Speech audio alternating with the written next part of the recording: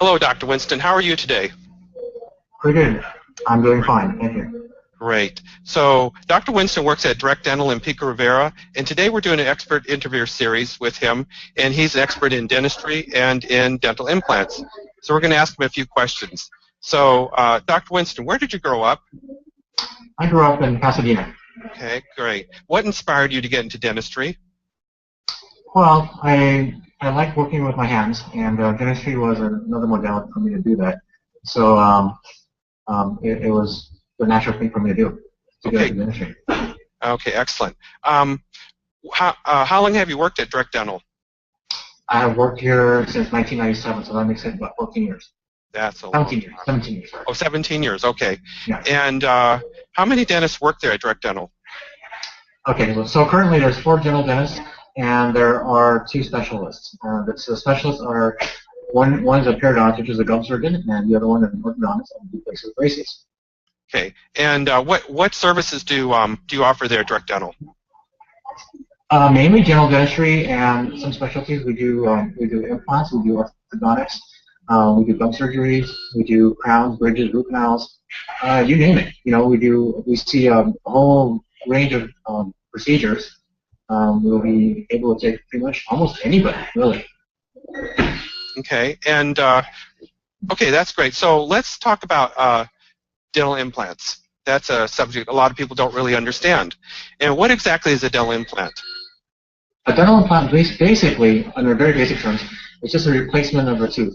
Assuming you lost a tooth to maybe decay, maybe it cracked, we can replace those areas of missing teeth with implants. And most times, it looks just like a natural tooth. Okay. Oh, great. So what makes a good candidate for a dental implant? A good candidate? I'm talking about like health-wise.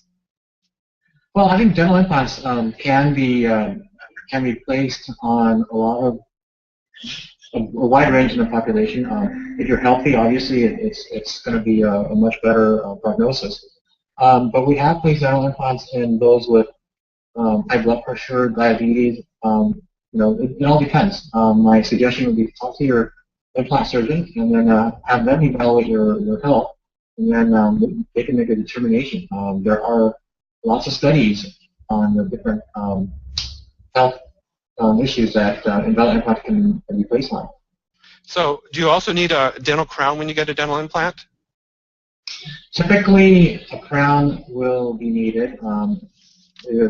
It is placed to make the implant look like a tooth, and so the crown will be the part of the implant that functions. So yes. Right. Okay. What are the alternatives to dental implants? Depending on the situation, you can get a bridge, which means that we crown the tooth in front and behind the missing area, and basically they're basically 3 crowns glued into one, and it's glued onto your adjacent teeth, and that's there permanently. The other alternative is maybe a partial denture or even a denture itself. So there's some alternatives. Okay, so is there an advantage to getting dental implants over the dentures that you talked about? Yes, the obvious advantage is that dentures come on and off. Implants are generally going to be placed and they'll be permanently in your mouth. So these are like natural teeth. Okay, so the dental implants are more like natural teeth, and Correct. They're permanent in there too. That's correct. Okay, great. Now I notice when I'm driving around town, sometimes I see these $3.99 dental implants. Is this the total cost of a dental implant?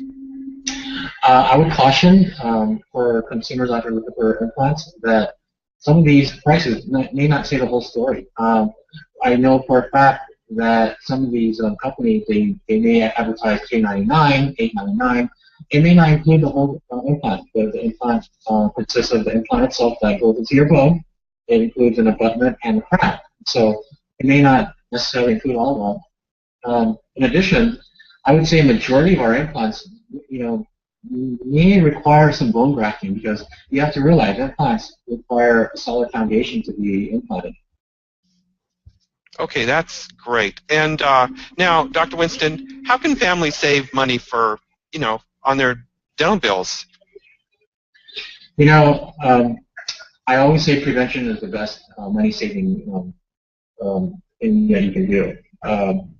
If you can even if you don't have insurance, I highly urge our patients to even come in for regular checkups because if you neglect your teeth for years, when you come back and you do have insurance, it may even cost you more because to catch up and to fix your teeth at that point maybe more than the maintenance. So maintenance is definitely going to be a money-saving measure. Okay, so you recommend that people do the home normal care and also just come in and get their teeth cleaned and just checked up to avoid more costly problems and more painful problems too, right? That's correct. Because if you think about it, cleanings they range. Depending on your doctor, they range from anywhere from $75 all the way to $150 depending where you go. Whereas even with insurance, if you're going to neglect, let's say you need a root canal treatment and a crown, it may cost you upwards of $1,500. Even with insurance, and if they cover half of that, that's still going to be more than the maintenance that you pay every 6 months. So I highly suggest prevention is the key. Well, thank you very much, Dr. Winston. Now, if we have some more questions, will you be willing to come back and answer a few more questions? Oh, certainly. I'm glad to be here. Thanks for having me, Kevin. Okay, and so that's about it for today. And I just want to thank you